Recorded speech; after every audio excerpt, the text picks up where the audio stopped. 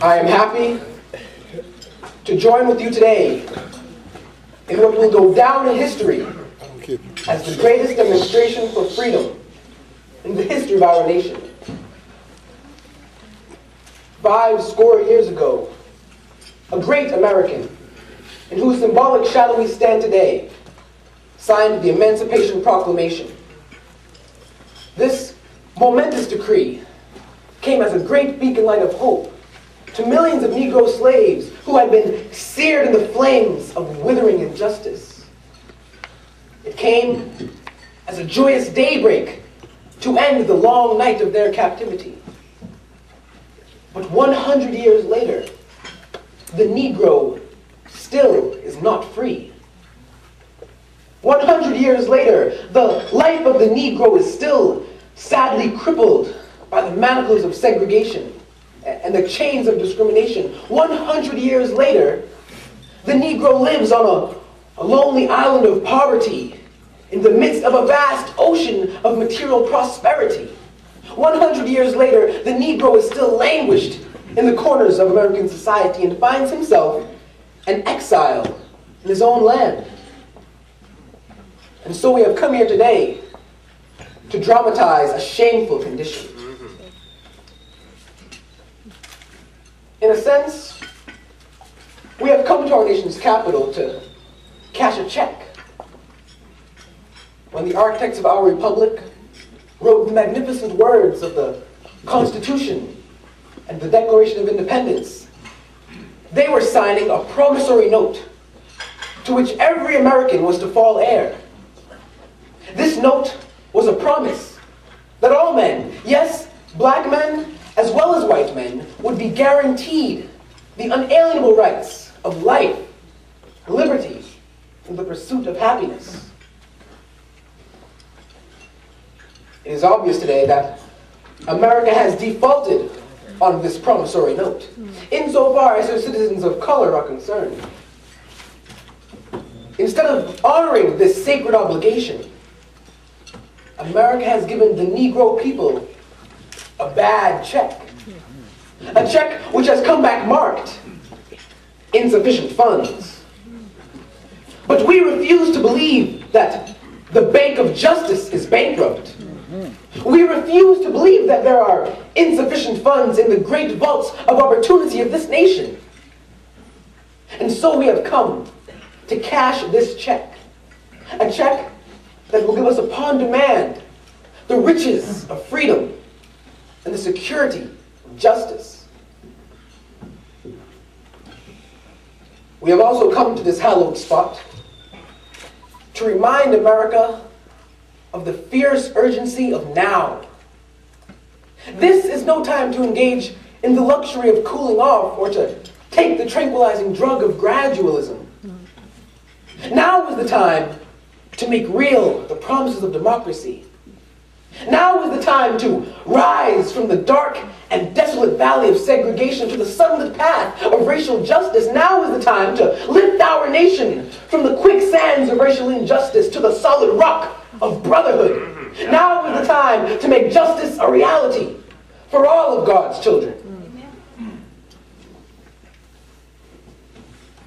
It would be fatal for the nation to overlook the urgency of the moment. This sweltering summer of the Negro's legitimate discontent will not pass until there is an invigorating autumn of freedom and justice. 1963 is not an end, but a beginning. And those who hoped that the Negro needed to blow off steam and will now be content will have a rude awakening if the nation returns to business as usual. There will be neither rest nor tranquility in America until the Negro is granted his citizenship rights. The whirlwinds of revolt will continue to shake the foundations of our nation until the bright day of justice emerges. But there is something that I must say to my people who stand on the warm threshold which leads into the palace of justice. In the process of gaining our rightful place, we must not be guilty of wrongful deeds.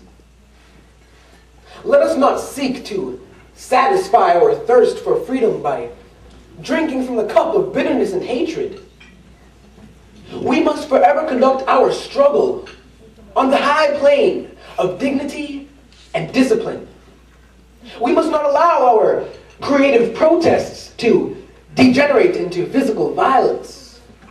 Again and again, we must rise to the majestic heights of meeting physical force with soul force.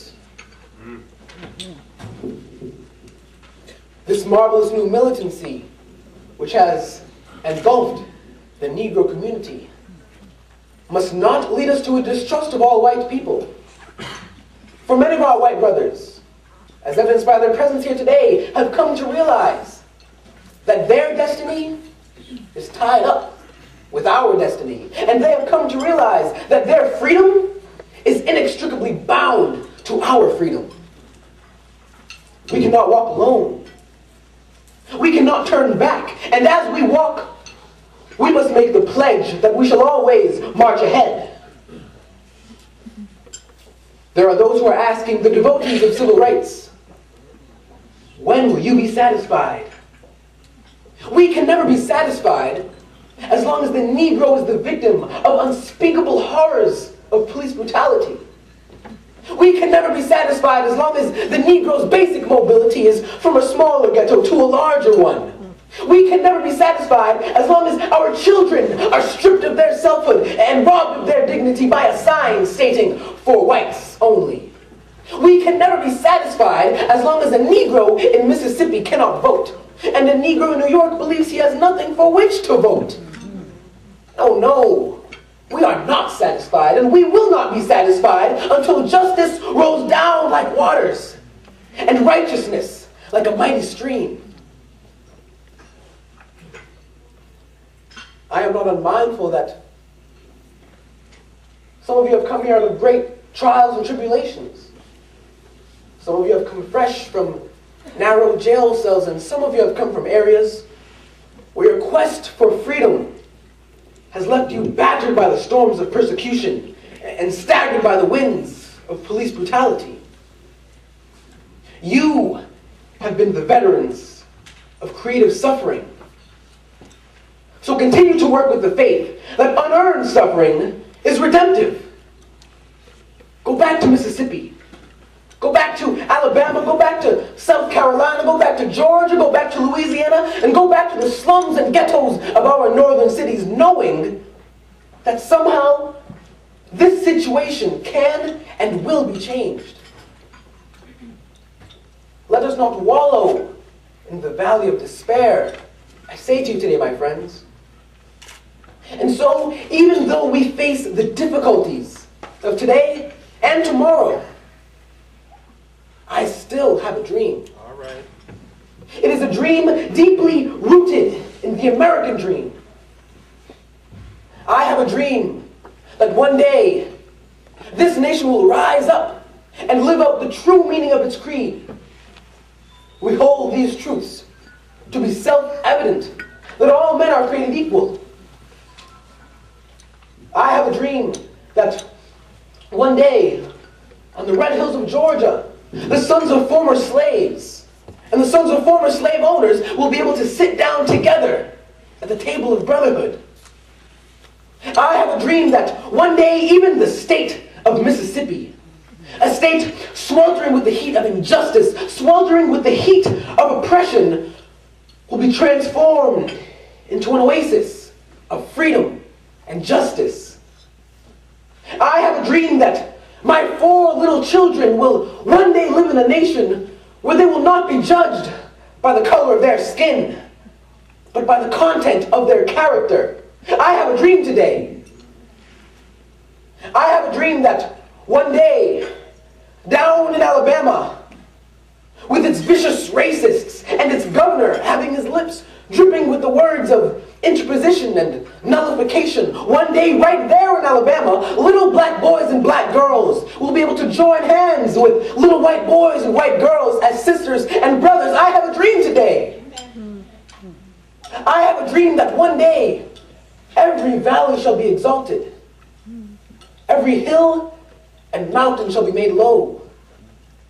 The rough places will be made plain, and the crooked places will be made straight, and the glory of the Lord shall be revealed, and all flesh shall see it together. This is our hope. And this is the faith that I go back to the South with. With this faith, we will be able to hew out of the mountain of despair a stone of hope. With this faith, we will be able to transform the jangling discords of our nation into a beautiful symphony of brotherhood.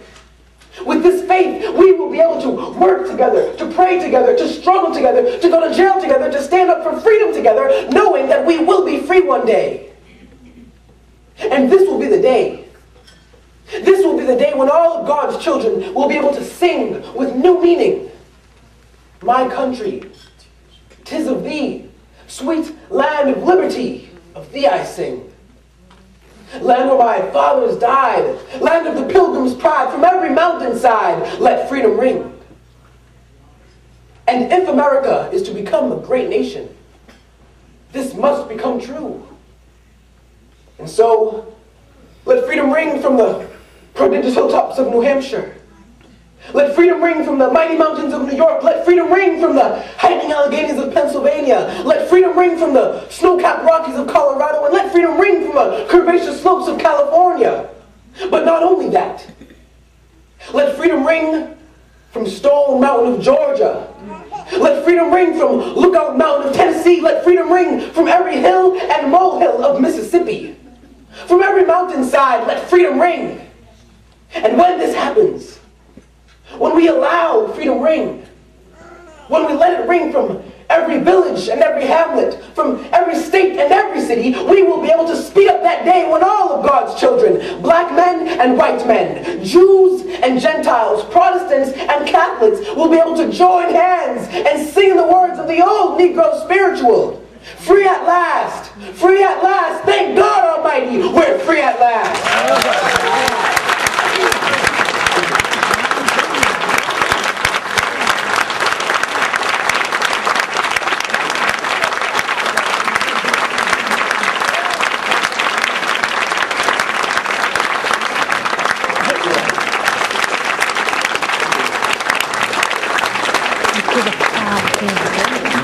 When Khalil was just a little boy, the tender age of 8, first presented this excerpt from the Reverend Dr. Martin Luther King Jr. speech. You know, and I think I'm certainly glad that Khalil took the time to tell us a little bit about the conditions and the background and what was going on there. So it's certainly very easy for us to get hung up in the dream speech and forget the man, forget what he did, and forget what the conditions were like. And so Khalil, once again, a round of applause for this guy.